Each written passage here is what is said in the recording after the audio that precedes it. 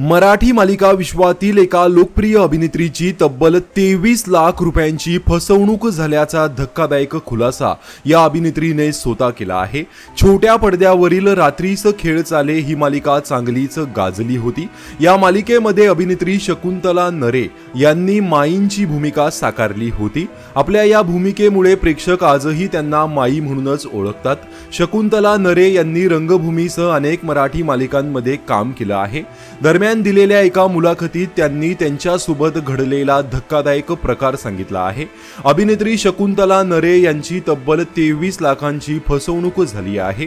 त्या म्हणाल्या, आयुष्यात बऱ्याचदा पैसे बुडवणारे लोक भेटतात, माझेही 23 लाख रुपये बुडवले आहेत। याच इंडस्ट्रीमधला एक माणूस आहे, मी त्यांचं नाव घेणार नाही, पण तो एक चांगला स्टेज डिझायनर आहे।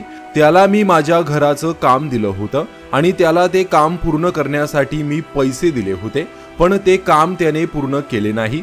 पैसे परत मागण्यासाठी मी बऱ्याचदा त्याच्याशी बोलणी केली, पण त्याने नाही दिले। त्यामुळे 23 लाखाला सध्या मी तोट्यात आहे। त्या माणसावर विश्वास ठेवून मी दुसऱ्याला काम देण्यापेक्षा त्यालाच काम देऊ असं म्हणून ती जबाबदारी त्याच्यावर सोपवली होती, पण त्याने मला 23 लाखांना फसवलं। ज्याने मला 23 लाखांना फसवलं ते इंडस्ट्रीमधील मोठं नाव आहे।